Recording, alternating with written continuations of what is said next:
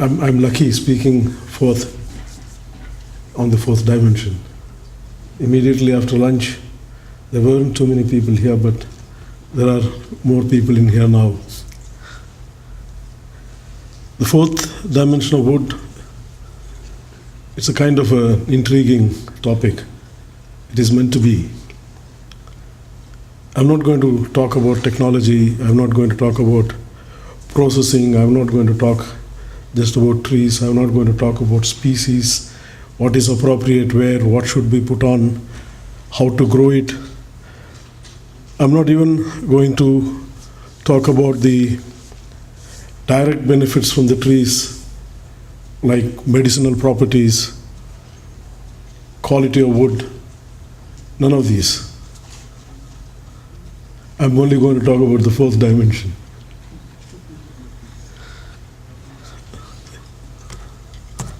So what is the fourth dimension?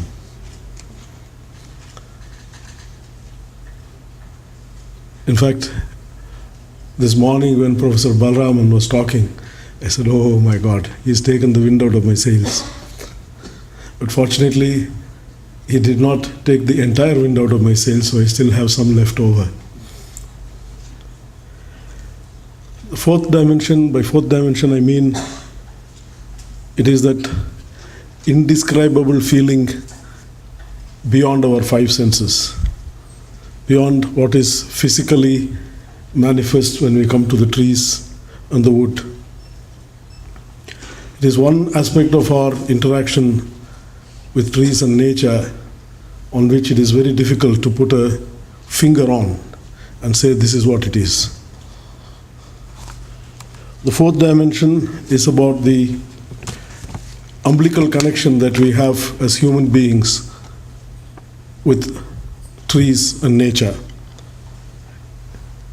Trees have a similar life cycle like ours, birth, life, and death.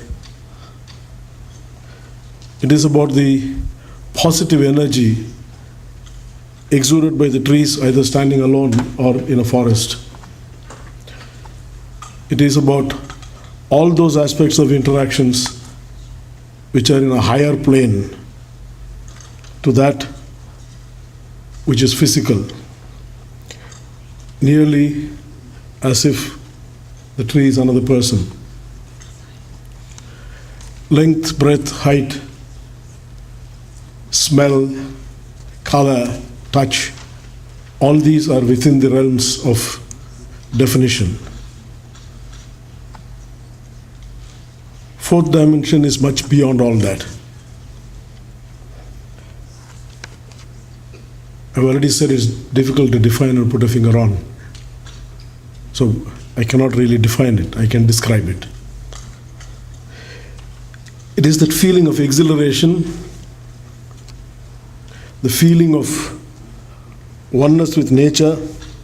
It is that feeling of energy, it is the lifting of spirits that we feel when we walk into the forest. It is something quite different from what can be described.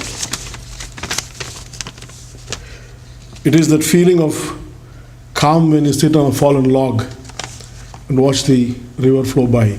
I'm getting kind of poetic, but it's beautifully described by one of the schoolgirls who has written a lovely poem on the feeling, and that's the fourth dimension. Possibly that describes it far better than I could.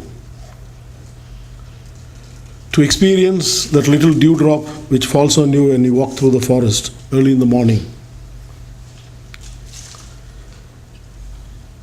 The pattern of sunlight through the foliage, the feeling of eternity, tranquility, that is the fourth dimension. I think when Professor Balraman was talking about Mr. Nakashima, and he quoted from him about the umbilical connection and the karma, that's part of the fourth dimension.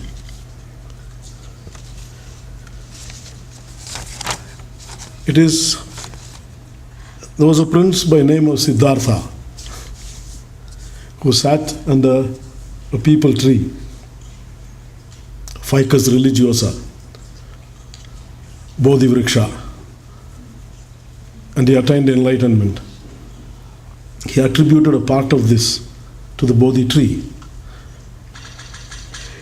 He who worships the peepal tree will receive the same rewards as if he worshipped me in person, said Buddha. The unique influence of the people, or the ficus religiosa, was known to our people thousands of years before the Buddha. In every place of worship in which people go seeking tranquility and peace of mind, you can always find a peepal tree. It's still considered sacred. The comfort of the park bench with wooden slats. And in India, people would understand it better. The Ayurveda treatment bench, which is made of wood, into which has gone a lot of oil over the years, which envelops you with a feeling of healing even before somebody starts to work on you. The very different taste of rice cooked and transferred to a hewn wooden vessel from which you eat. The oaken casks which lend its very special taste to whiskies. All these are fourth dimensions. You can only feel it.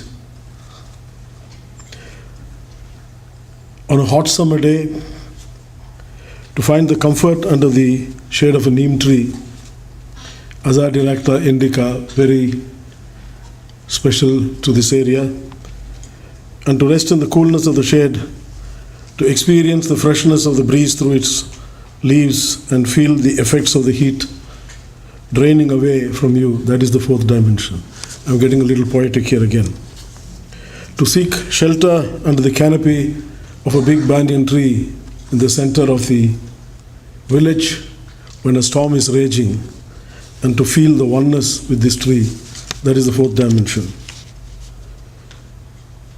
The interlocking of the energy between two living beings, the synchronization so perfect in nature that one finds exaltation in the company of the other, even though one has the power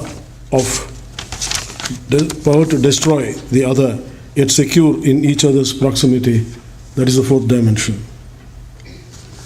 Fourth dimension is probably a lot appreciated in India. Professor Balraman spoke about it, and also Professor Gupta. We have inbuilt in our culture practices of conservation. This is something that has been existing through the ages, for centuries, millennia. We come from a culture where the trees are worshipped, as Professor Balraman said. We come from a culture where certain trees essential to the welfare of human beings are never touched or tampered with. We enshrined this realization ages ago during the Vedic times. In the Vedas, for example, we describe the neem tree or the nimba as the Sarvaroga Nivarini, which means destroyer of all illnesses. We enshrine the ultimate utility of the Bilva tree or the wood apple tree and the jamun by describing the fruits from these trees as the most desirable to Lord Ganesha, the elephant-headed god. Almost every Hindu child is taught in the prayer, Gajananam Bhutaganati Sevitam Kapita Jambu Palasara Bhakshitam. Kapita is the wood apple and the jambu is the jamun. So these are the fruits which are very much liked by Ganesha, and therefore don't touch those trees. It had some other meaning too, because it indicated also that there is water in the underground matrix of the underground streams. It is also described in one of these books where it is possible for you, if you go north to where a jamun tree is, it is possible for you to find at 4.5 times the height of a person. If you go 2 times deep to the height of a person, it is possible for you to find water. So there are other meanings too to this entire conservation procedure. We, as also before me, almost Professor Balram emptied me out. He said, which right, we worship the tree before we even after we select, before we cut it. In fact, we ask the tree for permission, and in the prayers in Hinduism, normally you raise a small fire, the sacred fire as you call it, the homa. And under the tree, when you raise a little bit of a fire, that also with the samit that you're going to specifically use in there, there's a lot of smoke that is generated and that goes through the trees. And all those small little beings, the birds, the insects and the snakes and whatnot and etc. that live in these, they usually run away knowing that something is going to be happening here. But if at the end of it, you still find some birds circling, that means there are still nests where there are birdlings still there. And therefore, the tree has not given you permission and you will not touch it. The culture was also that after you identify the tree and you get the permission from the tree, you cut the tree only during that phase of the moon, the Krishna Paksha or the Shukla Paksha, when the sap movement is the lowest. You lop off the branches and the tops and then find the direction in which you are going to fell the stem so you do not destroy other vegetation around you. And these are all, like Professor Gupta said, all these are enshrined thousands of years ago. Whether I cannot go into a debate whether the Rig Veda is 5,000 years old or 10,000 years old, but it was definitely a few thousand years old. Therefore, there is a kind of an inbuilt tradition, culture of conservation, which of course, over a period of time, one can say is forgotten. It is a question of how much of this we can revive or hold on.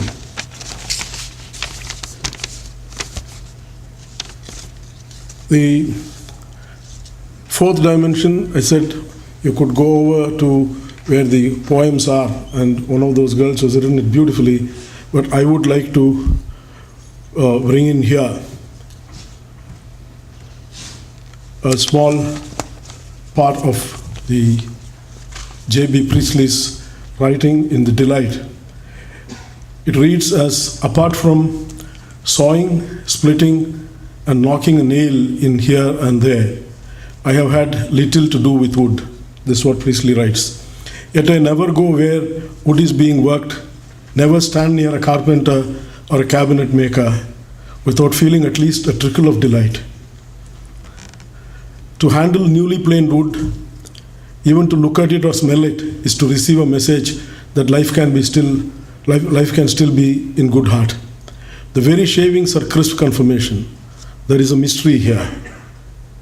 He is describing the fourth dimension. Is it because wood, no matter how chopped and trimmed and planed, somehow remains alive? I put my hand on the desk on which I am writing now. It's almost as if my palm fell on the shoulder of a brother. Into this patient material have passed rain and sun, steely mornings in March and the glow of October. It has lived as some secret part of us still lives. Notice how few men who work with wood seem unhappy or defeated. When we write about a carpenter, we call it the New Testament. Ladies and gentlemen, if we don't conserve trees, this will be the end. Thank you very much.